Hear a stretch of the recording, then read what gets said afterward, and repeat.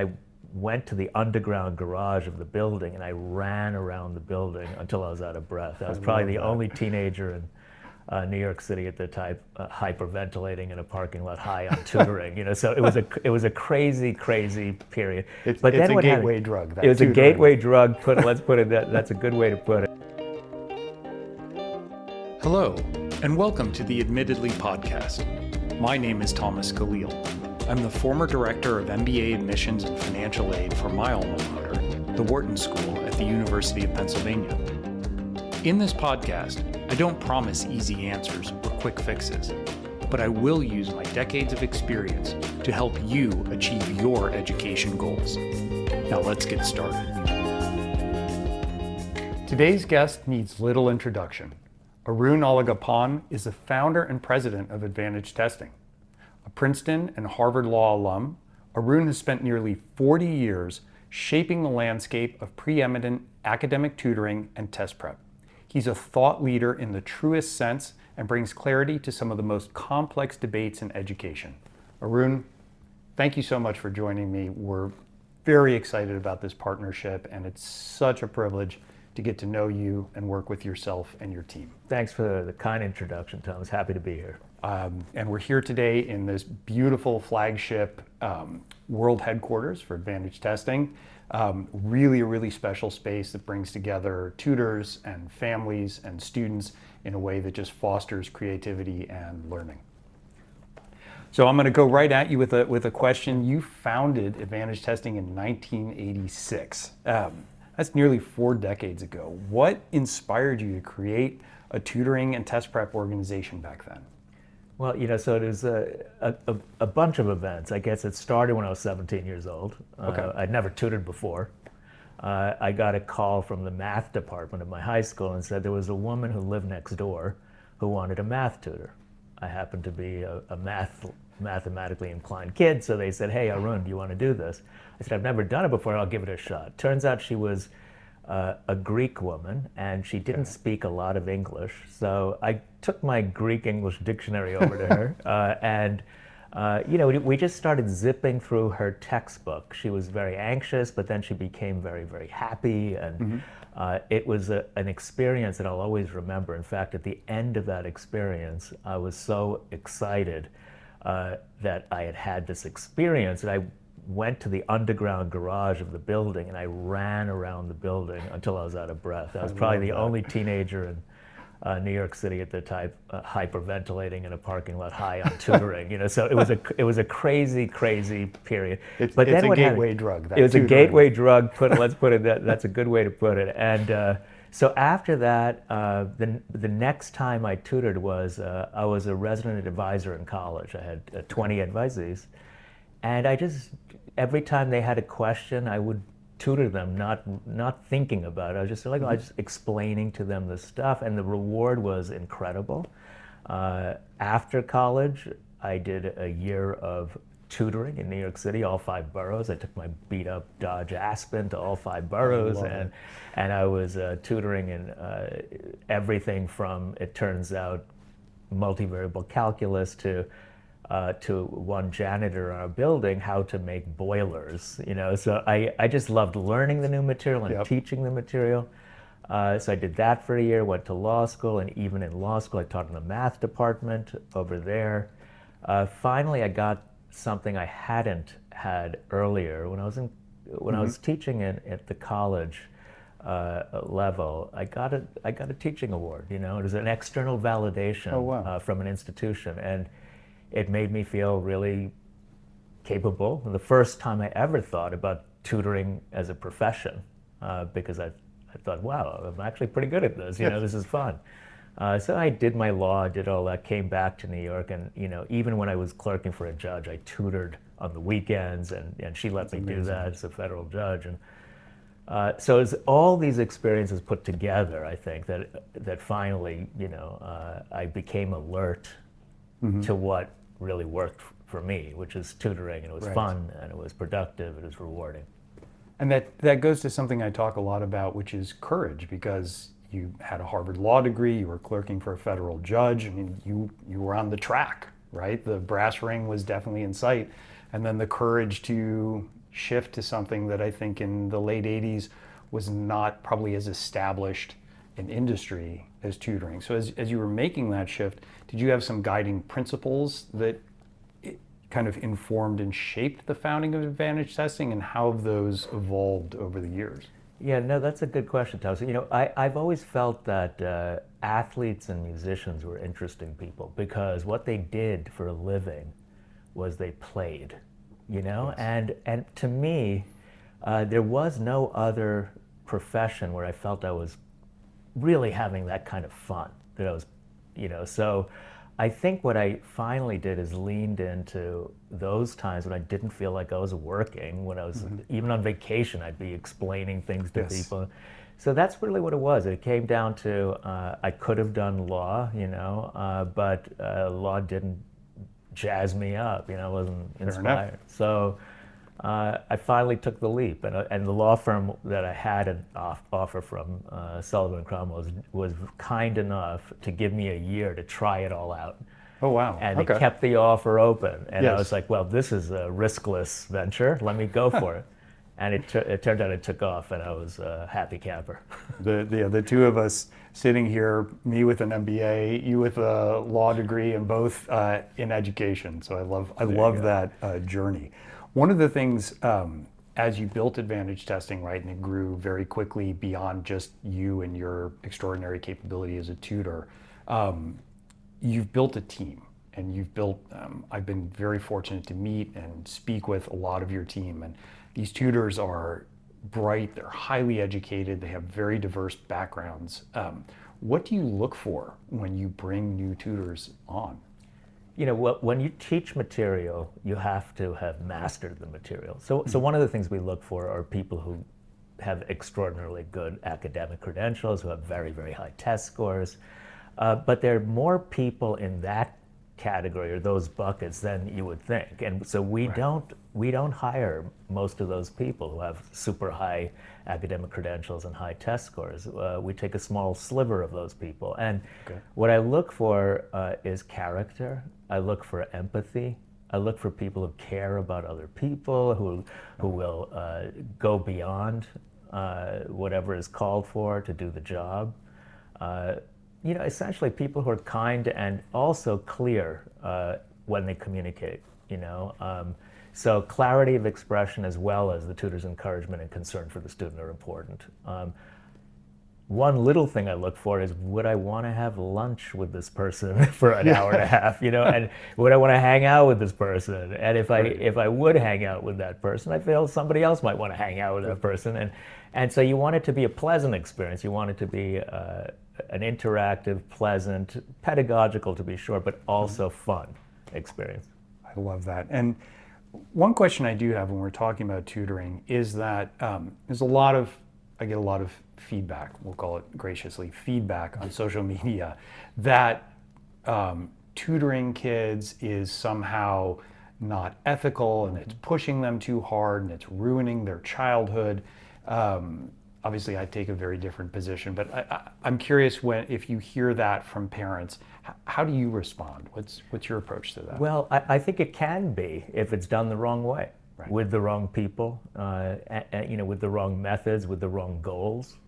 For sure, any profession, any undertaking has its extremes of ethical bearing. I would say that tutoring can be a bad thing if it's pressuring the child, compromising mental health. But at its best, what tutoring does is it uplifts the student.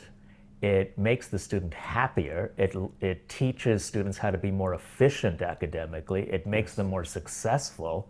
It establishes a far more promising trajectory in life.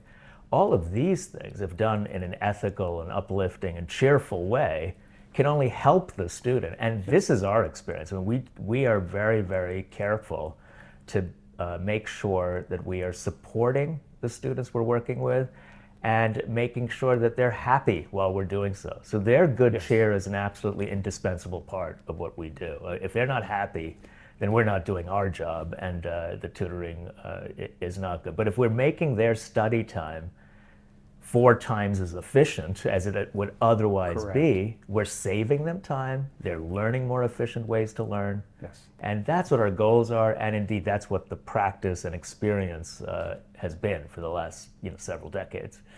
No, I love that answer, and I've found truly that by doing that, by increasing the efficiency, as you said, making them happier, you reduce the anxiety, right? So by being honest with them that it's going to be hard work, but we're going to teach you the methods to master this, you reduce the uncertainty, you reduce the anxiety, and you allow them much more room in their day to thrive and pursue the things that they're genuinely interested in.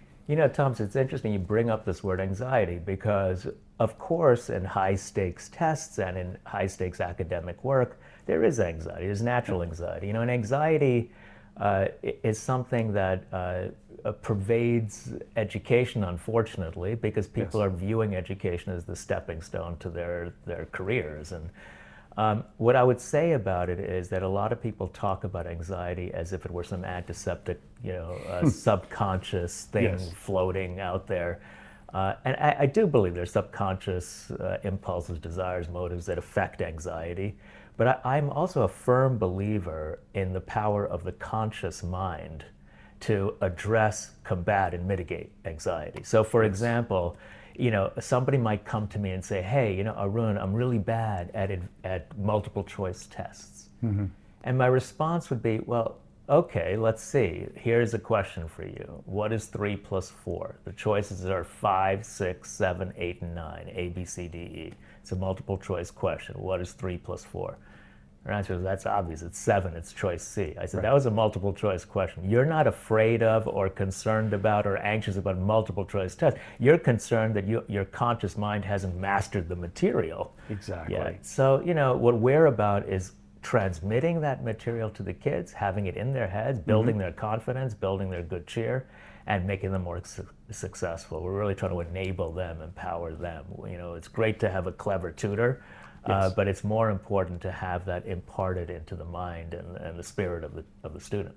Well, I think that's something that you and I really resonated on when we first started speaking together, is the fact that we're both trying to build long-term life success for students. You're not navigating towards just a test or cracking a class. It's really building a foundational set of tools for this young person to go on and be successful across the entirety of their life. That's exactly right.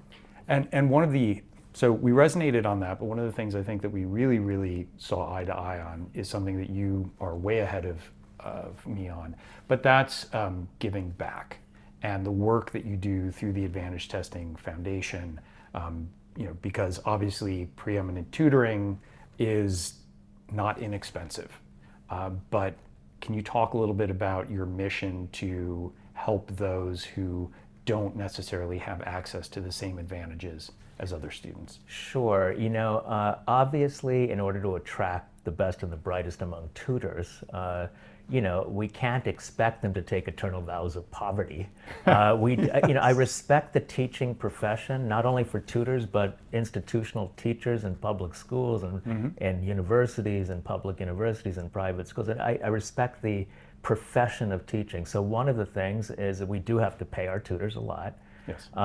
That is a starting proposition, but then we have to charge a lot. And the next step is, the implication of all that is that this wonderful education should go to the highest bidder. And that's just wrong. It's obviously wrong. My late dad was a career official with the United Nations. His impulses were very equitable. He probably thought, business was not a good idea for anybody. It should, but when I asked for his blessing to start Advantage Testing, he said, if you make me a promise, you have my blessing. I said, what's the promise?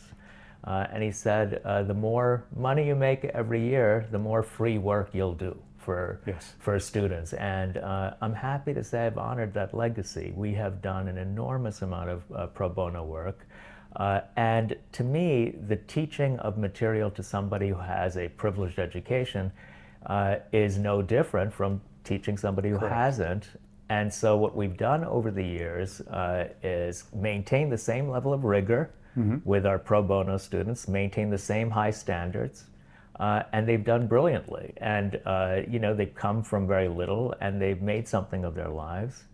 I think this was noticed by many universities, Yes. and we have been very happy to partner with universities, including MIT and Harvard and Princeton and NYU and Yale, and we've had many partnerships with universities because we do our academic work ethically, and we do it efficiently, and the kids succeed. But I do think that everyone should have equal opportunity in this country. I don't necessarily believe in the equal outcome if one person works 10 times as hard. Right. But everyone should have equal opportunity. So we do extend ourselves to kids who can't afford to pay. Yes. And we try to make every student who can't afford to pay able to access our services. It's very important to all of us collectively. Yes. And we share admittedly we share that, and also provide free counseling service, free access to the program, free access to the course, because like you, I think, and something that I hear a lot on social media but have been pushing back on is that privileges exists. We know privilege exists, but what makes these students successful, privilege or not, is tenacity, resilience, grit. You cannot buy these things. And so those are the traits that we try and identify. Those are the traits we find consistently make our students successful, whether they are coming, first gen low income or from a dynastic family. It's those core values that if we're able to identify and nurture and support, we just see amazing results, not just in terms of academics and admissions, but then as they go through, and now I know in 40 years you've probably watched some of your students go on and accomplish great things, and that's the greatest feeling in the world for me. It's wonderful, and the values you just articulated, I share. So I think that's why we got along. We got along so well, exactly. So, a little bit of some trickier questions, because you have this great perspective, and it's something I think a lot of people wrestle with. So when you think about the concept of merit, especially in, for example, standardized testing, how do you view that? Do you think that standardized testing actually captures merit? Does it truly reflect the merit that these students have? Boy, that's a terrific question. It's a complicated question. To me, merit means worthiness, deserving of recognition, deserving of praise, right? So if that's what merit means, then I think merit cannot be captured by a number, a data point.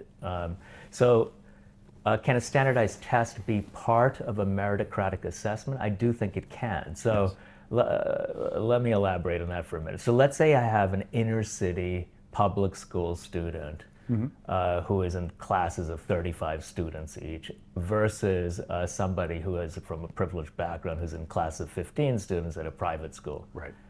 I don't think one can simply look at their SAT scores one against the other and say one has a higher score, therefore they're more meritorious. To me, merit should be gauged against the backdrop of one's experiences, one's background, one's upbringing, one's opportunities. And within each group, within each socioeconomic group, we should look for the highest test scores. There, I believe the test scores can matter. Correct. What did you learn? How much did you push yourself? How high a score did you get, given the opportunities you had? Then I think even though an SAT score is not some glistening scientific instrument, it's not something that you can say, this is a precise data point that tells us how smart someone is. I don't believe that. If you can prepare for it, if you can prepare for an SAT or an ACT, then they're clearly not aptitude tests. Right.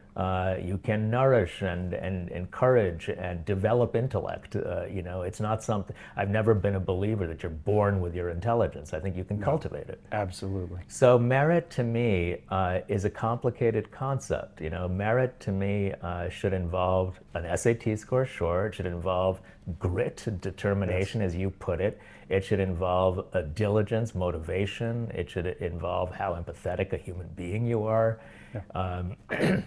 Just basically your ethics, I think. And I love that, and I love that you're talking too about context, because so in admissions we refer to that as context, the context of your achievements. Where are you coming from? You know, you get asked all the time, is a 3.2 GPA bad? Well, it depends, right? And so looking at the background, looking at the advantages or lack of advantages, and I think is critically important. We've seen that in the Common Application, where now they've been asking the questions around family responsibilities, work responsibilities for students who may not have the opportunity to do all the fancy extracurriculars, but still valuing that. So I think that's a terrific development. It was a when great somebody's development. required to work in order to support the family, then you don't expect them to become the orchestra leader. You know? Exactly. So I'm very much in favor of the contextual assessment of merit and of credentials. Yes. Though I do think anyone who works really hard at this material can do brilliantly in it, whether it's mathematics or chemistry or physics or English or the SAT or the ACT. Hard work pays dividends. Hard work does indeed pay off, and I'm glad to hear you say that. And so for the students out there who might be feeling frustrated, and I think for parents, because one thing I'd like to talk about briefly are the parents, right? Because this is stressful for them, and you're helping really relieve a pain point for them, right? Many of them probably haven't done an application process or schoolwork at this level in 20 years in some cases. So when you think about parents, how do you see a successful parent-tutor relationship? Interesting. Well, as a parent, a parent of 3 daughters, I have a view of parenting that it can sometimes lapse into the vicarious living through the children. Yes. And this is dangerous. I think that as parents, what we all want is we want our children to thrive.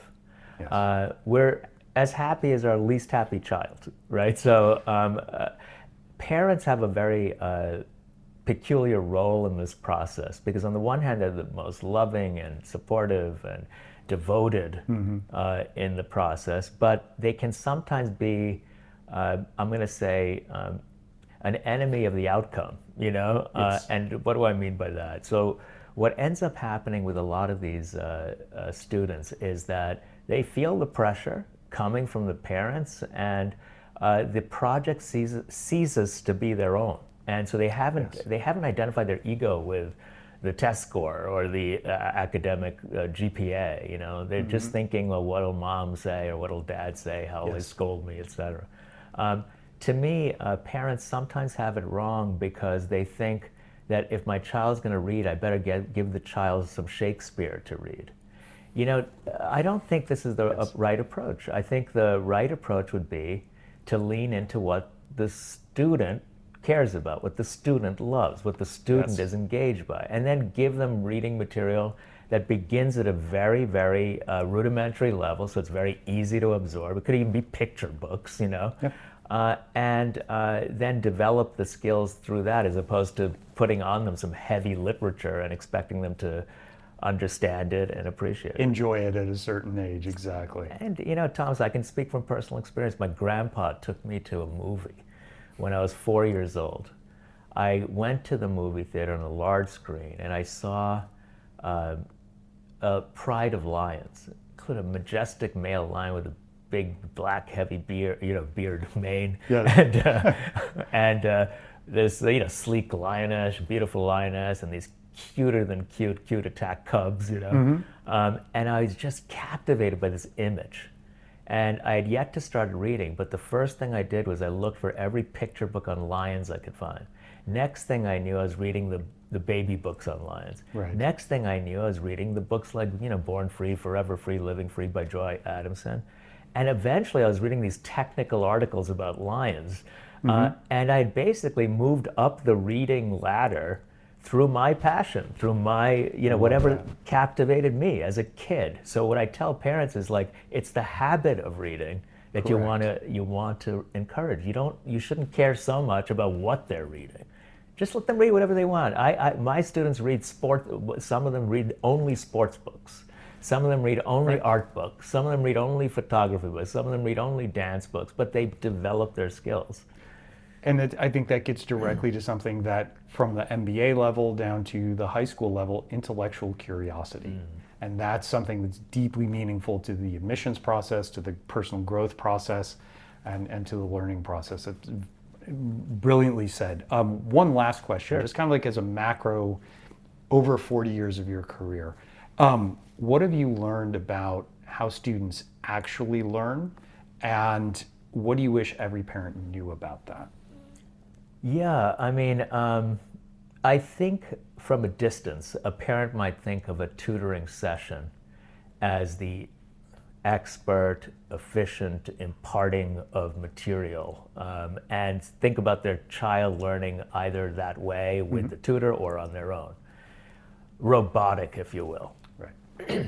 I wish parents would recognize that we learn best when our minds and our hearts are relaxed, when we're happy, when we're laughing, when we're cheerful, when we're telling jokes, when we're just having a good time, And I think they would be surprised, perhaps stunned or shocked, if they realized how much their kids were learning while not explicitly every moment looking at the material. Yes. So to me, a tutoring session is an organic session. It's a demonstration that you care about the student. It involves some conversation. It involves some questions about what happened that week. That's part of the tutoring session. Of course, we don't want that to extend to half the tutoring session, but we want to make the kids feel we care about them, and we do. And it's an honest conversation. It's an honest exchange. I wish that parents would realize that we learn most rapidly, really in an accelerated fashion, when we're laughing. It's crazy, but it's true. Not only does laughing increase your longevity in life, but it actually makes you a far better student because your mind is relaxed, and it's a much more powerful instrument to absorb material if you're laughing, you're cheerful, you're having a good time. Well, as a parent, that resonates, and thank you. So I learned something very valuable today. Arun, personally, we're so excited to be working with Advantage Testing and your exceptional team. I really appreciate the opportunity to talk to you, really appreciate the warm welcome, and know that our Admittedly students are in the best possible hands. For those of you watching, please feel free to learn more about Admittedly and the Advantage Testing Partnership. You can do that by going to www.admittedly.co/programs. Please follow us on social media at AdmittedlyCo on Instagram and TikTok. Would love your feedback, would love your thoughts on the very, very important and thoughtful things that Arun has brought up today, and we look forward to seeing you soon. Thank you for joining us today. Please take a moment to subscribe to the Admittedly podcast and download this episode. I welcome you to share your thoughts and questions with me. You can find us on social media at Admittedly Podcast. I look forward to continuing our journey together.